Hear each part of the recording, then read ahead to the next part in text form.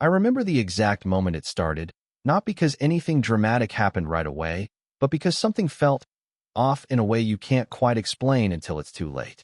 They looked at my land and saw empty space, convenient space, disposable space, and somehow decided that meant it belonged to them.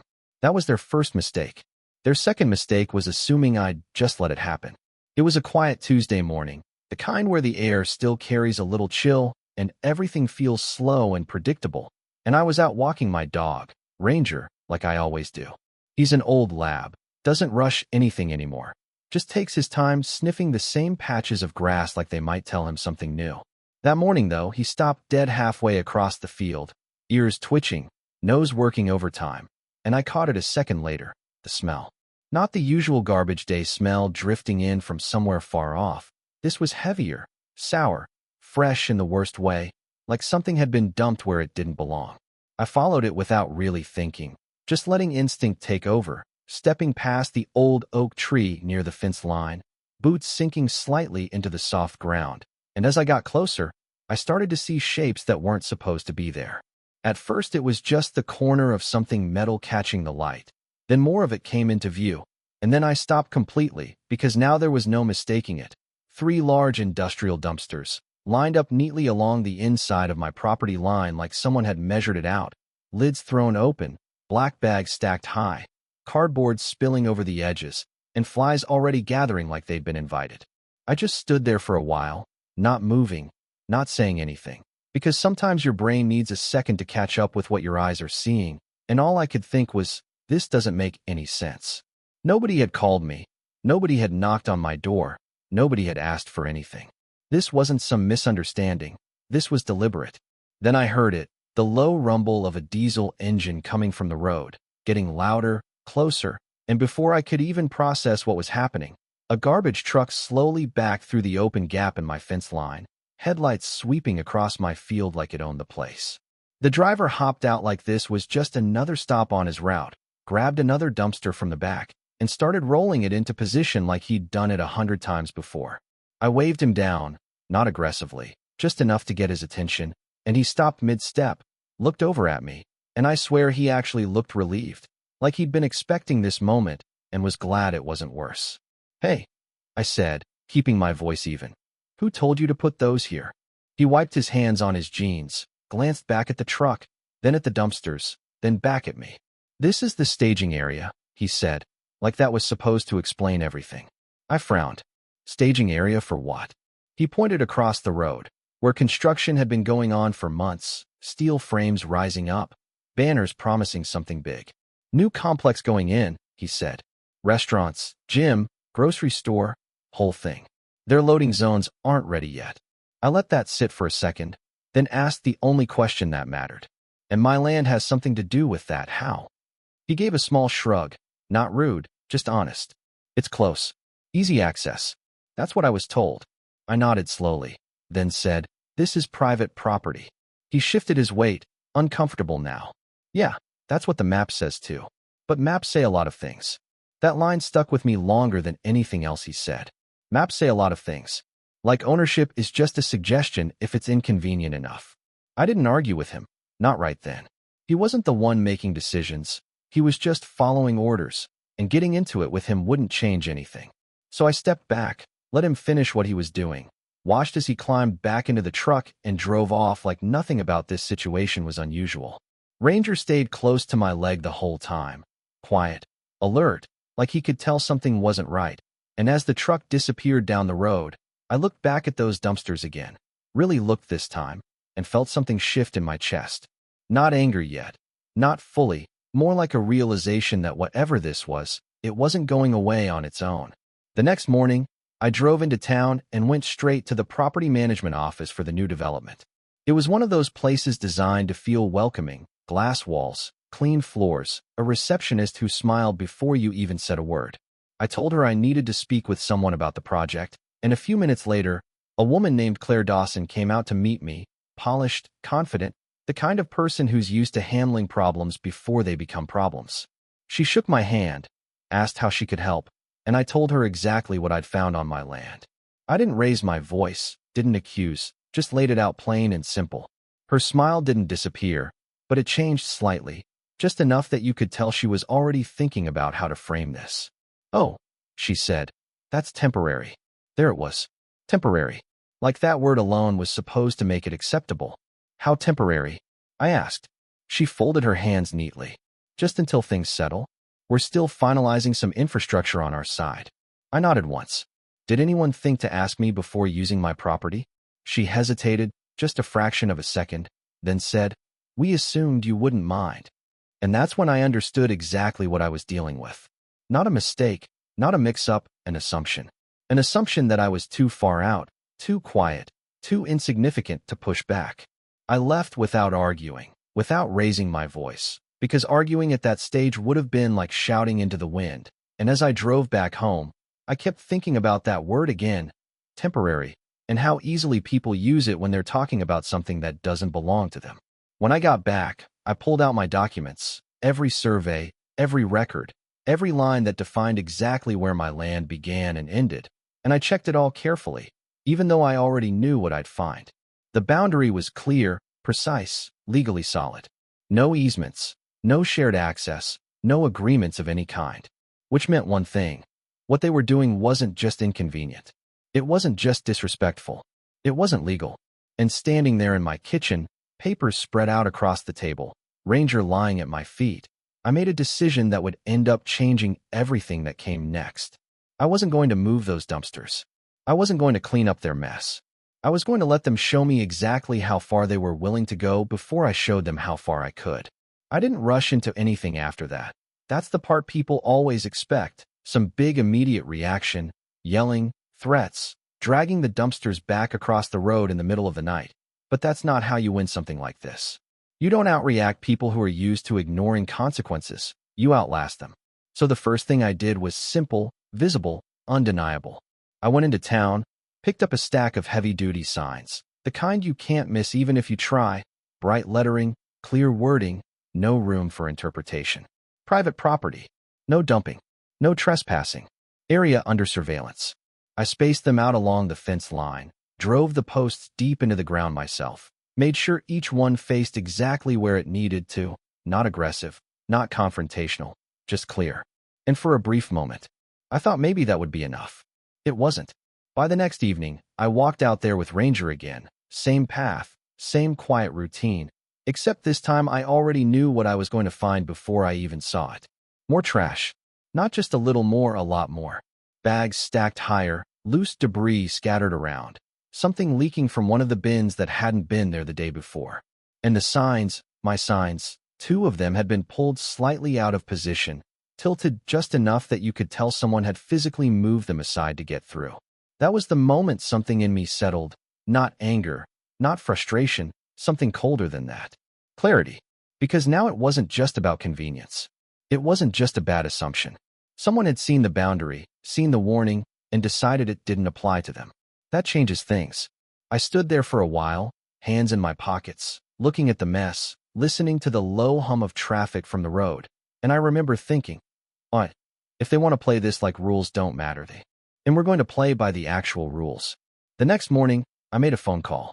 Not to the property manager, not to argue, not to repeat myself. I was done explaining. I called the waste management company listed on the side of the dumpsters.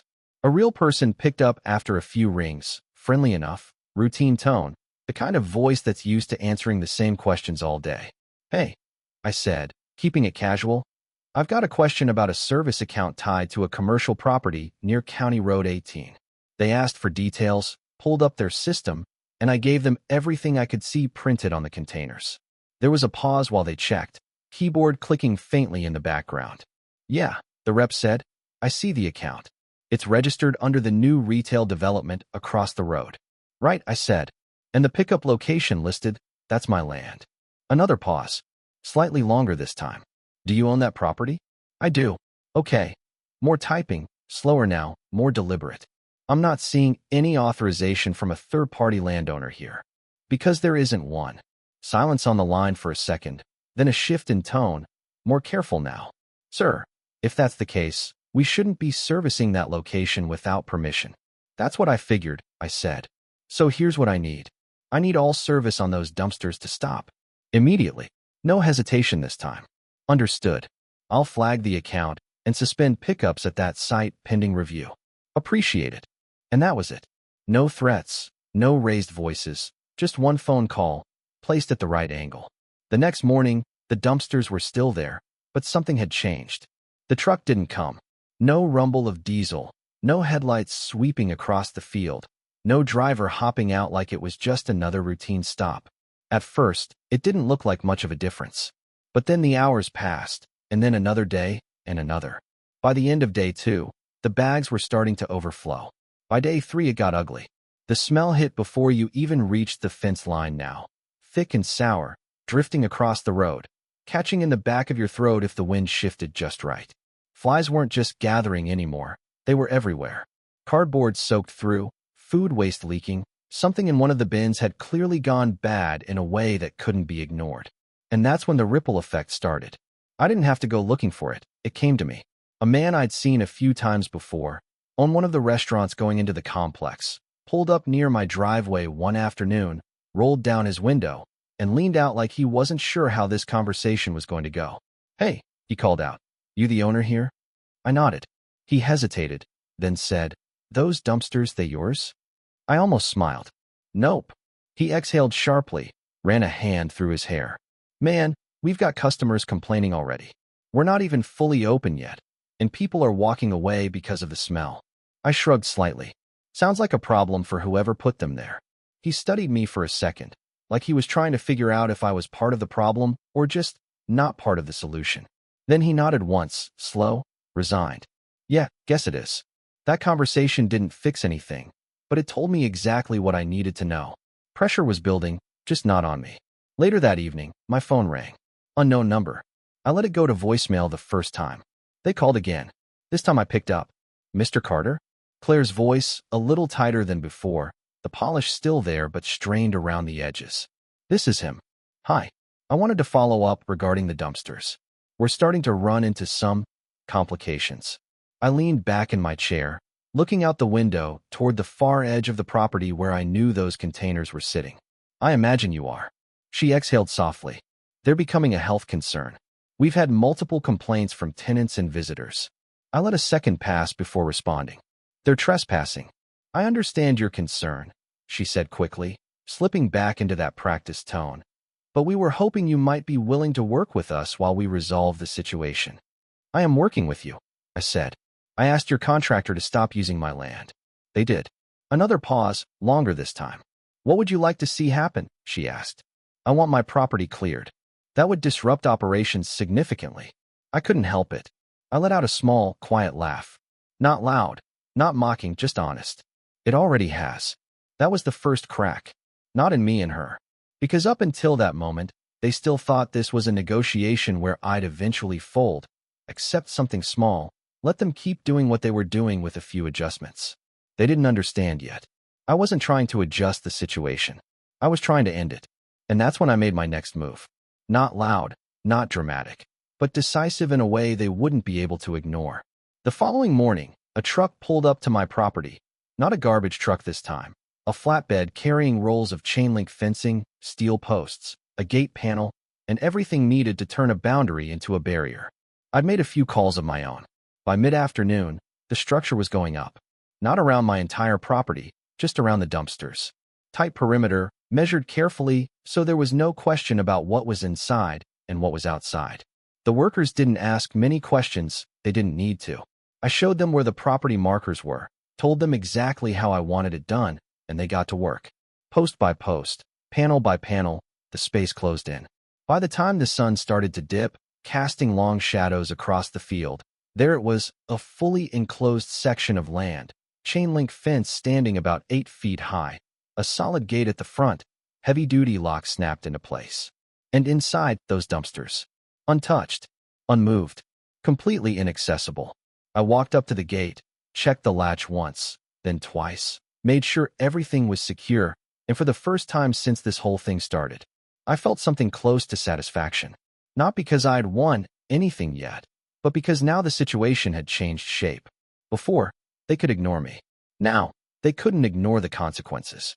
By the next morning, the call started earlier than usual, not from Claire this time, Not from a restaurant owner trying to figure out which side I was on, but from the city. That's how you know something has finally tipped, when the people who usually stay out of it suddenly don't have that option anymore. The inspector showed up just after 9, a white truck with the city seal on the door, clipboard in hand. Expression neutral in that way people get when they're trying to gather facts before forming an opinion. He stepped out, looked toward the fenced area, then back at me as I walked up to meet him halfway. "Morning," he said. "Morning." He gestured toward the enclosure. "We've had a complaint about inaccessible waste containers." I nodded slightly. "That sounds about right." He studied me for a second, then asked, "Mind walking me through what's going on here?" So I did. Not with emotion, not with exaggeration, just facts. I showed him the property markers first, the old survey stakes that had been there longer than most of the buildings in town. Then I pulled out the documents I'd already laid out days before. The survey map, the legal description, every line that defined exactly where my land began and ended. Then I showed him the photos. The day the dumpsters appeared, the next day, when more showed up, the signs I installed, the way they'd been moved. He didn't interrupt much, just nodded here and there, asked a question when something needed clarification, and when I finished, he turned and looked at the fenced area again, longer this time. "They shouldn't be here," he said finally. Simple. Direct. Exactly what it needed to be. "What happens now?" I asked. He flipped a page on his clipboard. "Now, it becomes a compliance issue for the property that placed them there. And the fence." He glanced back at it, then at the boundary markers. "It's on your land." That was all I needed to hear. From that point on, things moved fast, faster than they had at any point before. The same system that had been slow to question how those dumpsters ended up on my property suddenly became very efficient when there were fines involved. Daily fines. Not small ones either. The kind that stack up quickly, the kind that get noticed in meetings, in emails, in conversations where people start asking how something like this was allowed to happen in the first place. By the second day of enforcement, you could feel the shift even without leaving the property. Fewer cars pulling into the complex, more frustrated faces, staff standing outside talking in low voices, glancing toward the road like the problem might somehow solve itself if they stared at it long enough. It didn't. Late that afternoon, Claire showed up in person. No assistant, no buffer, no polished entrance through a glass office door. Just her, standing at the edge of my driveway, looking like someone who hadn't had an easy couple of days. "Mr. Carter," she called out as I stepped outside. "Claire." There was no small talk this time. No soft lead-in. Just a direct line to the point. "We need to resolve this," she said. I leaned against the porch railing, arms resting casually. Not defensive, just steady. "I agree." She gestured toward the fenced area. "We're prepared to remove the dumpsters immediately." I shook my head once. "No." That caught her off guard. You could see it in the slight pause, the recalibration happening behind her eyes. "I'm sorry. You heard me," I said. "No." Her tone sharpened slightly. "They're causing significant operational issues. Health concerns. Financial losses. They're trespassing." I cut in, not raising my voice, just placing the words exactly where they needed to land. Silence stretched between us for a second, then she shifted tactics. "All right," she said, slower now, more controlled. "What if we compensate you for the temporary use of the land?" I didn't answer right away. Just let the question hang there, like it deserved a moment of consideration, even though I already knew. No. This time, the frustration showed. Not explosive, not unprofessional, but there, just under the surface. "Then what exactly are you asking for?" I pushed off the railing, took a couple of steps closer, not aggressive, just closing the distance enough that this didn't feel like a conversation happening across a divide anymore. "I asked for my land to be cleared," I said. "That was before." She waited. "This is after." Another pause, longer now. "What does that mean?" she asked. "It means you don't get to use it for free," I said. "And you don't get to decide the terms without me." That's when it clicked for her. You could see it, the moment the situation stopped being a problem to manage and started being a position she needed to negotiate her way out of. "All right," she said quietly. "Then let's talk about terms." And we did. Not standing out there in the driveway. That wouldn't have worked. Too much noise, too much tension still hanging in the air. We moved inside, sat across from each other at my kitchen table, the same place where I'd laid out my documents days earlier. Rangers settled down near my feet again, watching everything like he always does, calm but aware. She came prepared this time.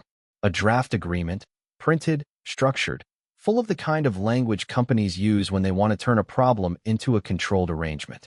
Defined usage area, limitations on operating hours, requirements for odor control, regular cleaning schedules, liability coverage, insurance, all the right pieces. I read every line. Slowly. No rushing, no skipping ahead, no assumptions. And to her credit, she didn't interrupt. When I finished, I set the paper down, folded my hands, and said, "It's a good start." Relief flickered across her face, just for a second. "Then we can finalize." "I'm not done," I said. And just like that, it was gone. "There's one more condition." She leaned back slightly, cautious now. "What is it?" "I can terminate the agreement at any time. 24 hours notice. No explanation required." That one landed differently. Heavier. She didn't respond right away, just looked at me, weighing it, calculating what it meant, not just for this situation, but for everything tied to it. Because that clause, that wasn't just about flexibility. It was about control. "That's not standard," she said carefully. "Neither is putting dumpsters on someone else's land without permission," I replied. Another silence. Longer this time. Out in the distance, you could hear the faint noise from the complex movement, voices, the kind of restless energy that comes from problems piling up faster than solutions. "Give me a day," she said finally. I nodded once. "Take two." She stood up, gathered her papers, and paused for just a moment before heading to the door. "You've put us in a difficult position," she said. I met her gaze, steady, calm. "You put yourselves there." And that was it. She left, and for the first time since this whole thing started, there was nothing to do but wait. The dumpsters sat where they were, locked behind that fence, untouched, unusable, a problem no one could ignore and no one could solve without coming through me. The fines kept stacking. The complaints didn't stop. If anything, they got louder. 2 days later, she came back. Same driveway, same place, different energy. "We'll agree to your terms," she said. No hesitation this time. No negotiation left. Just acceptance. We signed that afternoon. Formal lease. Defined boundaries. Every condition in writing, including mine. And just like that, everything changed again. The fence came down a few days later, replaced by a controlled access point. The dumpsters stayed, but now they were maintained, cleaned regularly, monitored. No overflow. No smell drifting across the road. No assumptions. And every month, right on time, a check arrives. No delays. No excuses. Just a quiet reminder of how quickly things shift when someone finally realizes they can't just take what isn't theirs. Sometimes I stand out there near the edge of the property, where this whole thing started, and I think about how different it could have gone if I'd reacted instead of thinking, if I'd argued instead of positioning, if I tried to fight noise with more noise. But here's the part that still gets people when I tell them this story. I could cancel it all tomorrow. One notice. 24 hours. No explanation. And every single person on that side of the road knows it. So now I'll ask you something, because this is where it gets interesting. Was I fair, or did I go too far? They were wrong first, no question about that. But once the leverage shifted, once I had control, was it about protecting what was mine, or did it become something else entirely? Drop your thoughts in the comments. I read more of them than you'd think. And if you've ever had someone assume they could take advantage of you just because it was easier, I want to hear that too. And if you want more stories like this, the kind that remind you how small decisions can turn into something much bigger, go ahead and like the video, subscribe, and stick around. Because sometimes the quietest response ends up making the loudest impact.